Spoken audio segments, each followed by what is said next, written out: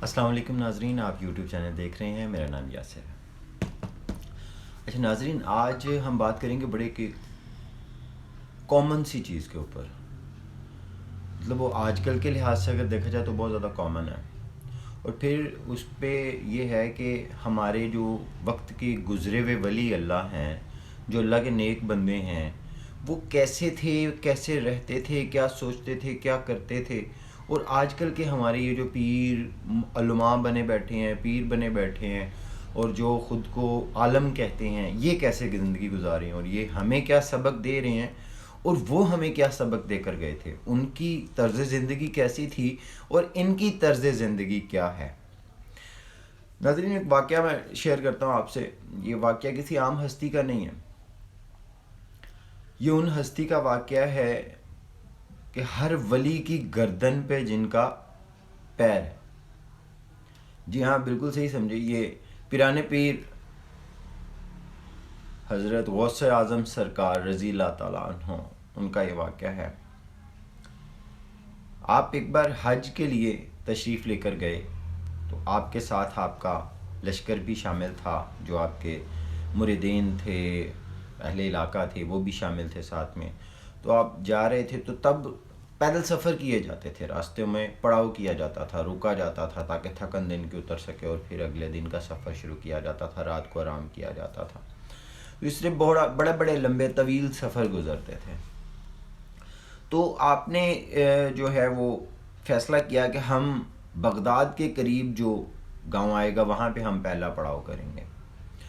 تو آپ نے جب یہ ارادہ ظاہر کیا اپنے مریدین میں، تو تب اطلاع اس علاقے تک بھی پہنچا دی گئی۔ تو وہاں کے جتنے بھی امیر لوگ تھے، چودھری تھے، اچھے مطلب صاحب حیثیت لوگ تھے، ان کی یہ کوشش تھی کہ غوث پاک سرکار ہمارے گھر میں رہیں اور ہمارے پاس رکیں، ہم ان کی خدمت کا اہتمام کریں اور ان کی خدمت کا موقع ہمیں مل سکے۔ تو ہر ایک اپنی تگودوں میں لگ گیا۔ تو آپ نے ایک مرید کو فرمایا کہ یار جاؤ اس علاقے میں جو سب سے پسماندہ اور غریب گھرانہ ہے اس کا پتہ لگاؤ۔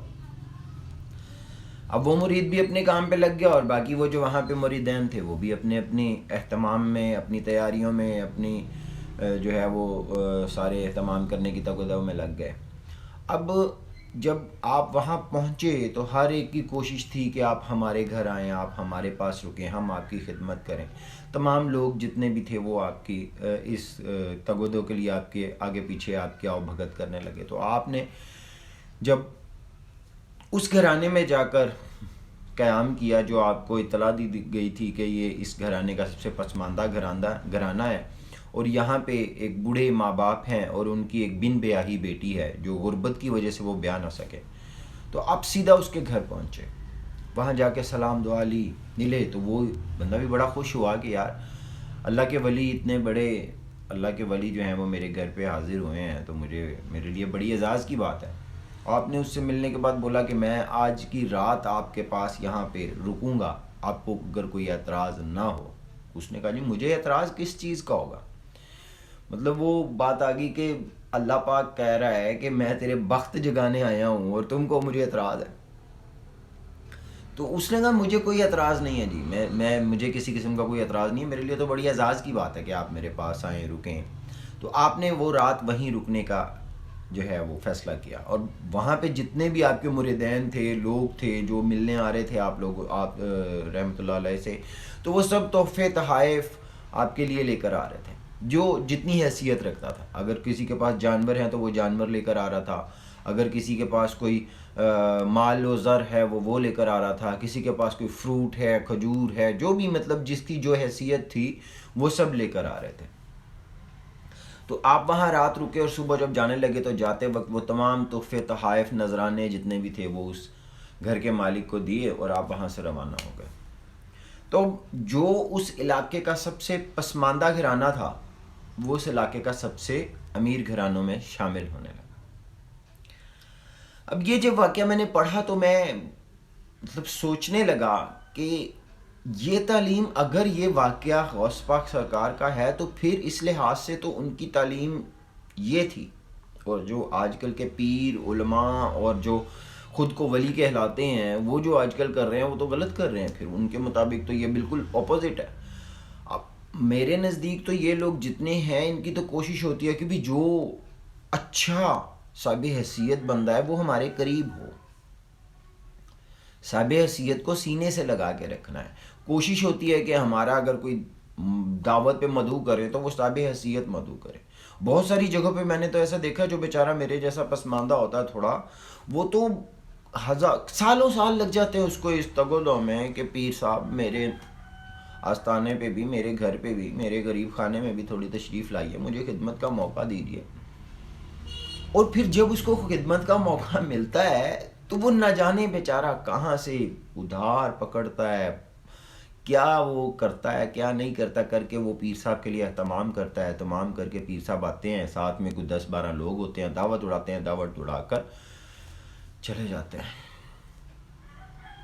تو کیا یہ پیغام تھا ہمارے ان ولیوں کا ہم لوگوں کے لیے اور ان موجودہ پیروں کے لیے جنہوں نے آستانے کے اوپر بڑا سارا کر کے تو لکھوا دیا، آستانہ غوثیہ اپنے نام کے ساتھ جیلانی لکھوا دیا، لیکن جیلانی کا اور غوثیہ کا جو مقصد تھا، جو ان کا پیغام تھا، جو وہ کرتے تھے، جو وہ چاہتے تھے، وہ کہاں گیا؟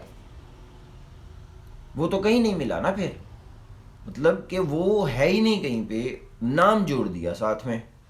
اور ایسے لوگوں کے لیے نہ صرف غوث اعظم سرکار بلکہ داتا حضور داتا علی حجویری گنج بخش رحمۃ اللہ علیہ بھی اپنی کتاب کشف المحجوب میں فرماتے ہیں کہ مت جاؤ ان بابو ڈھونگیوں کے پاس. وہ لکھتے ہیں کہ میں نے ایک نہیں بہت ساری کتب لکھی انسان کی اصلاح کے لیے، بہت ساری کتب لکھی، لیکن یہ جو ڈھونگی تھے تب بھی تھے نا 1000 برس پہلے.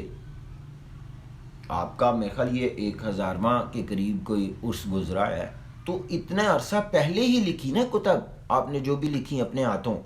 انہوں نے لکھا کشف المحجوب میں کہ میں نے بہت ساری کتب لکھی، لیکن ان ڈھونگیوں فراڈیوں نے اپنے ذاتی مفاد کے لیے میری ان کتب میں سے اپنی مرضی کے الفاظ چنے اور باقی ساری کتب کو ضائع کر دیا تاکہ وہ لوگوں کا شکار کر سکیں. کشف المحجوب میں لکھا ہے، آپ لوگ تصدیق کر سکتے ہیں، پڑھ سکتے ہیں. کشف المحجوب جنہوں نے پڑھ رکھی ہے ان کو معلوم ہے.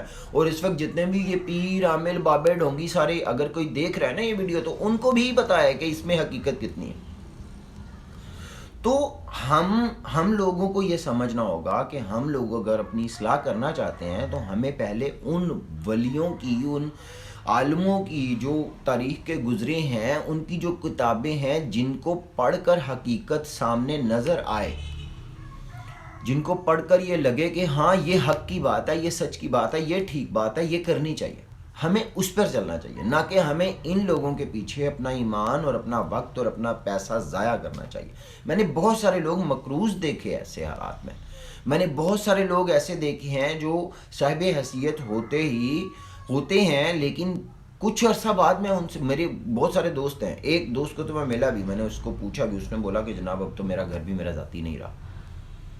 ذاتی گھر تھا لیکن میرا گھر بھی میرا ذاتی نہیں رہا. میں الزام نہیں کسی پہ بھی دے رہا ہوں، اس کا جو بھی ہوگا جیسا بھی ہوگا، لیکن مقصد بات کرنے کا اتنا ہے، میرا الزام صرف اتنا ہے کہ وہ اگر آپ جب کسی کے پلو سے بندھ جاتے ہو تو پھر میرا نہیں خیال کہ یہ سب ہونا چاہیے. اب تک کے لیے بس اتنا ہی. اپنا بہت سارا خیال رکھیے گا، سبسکرائب کیجیے گا. السلام علیکم.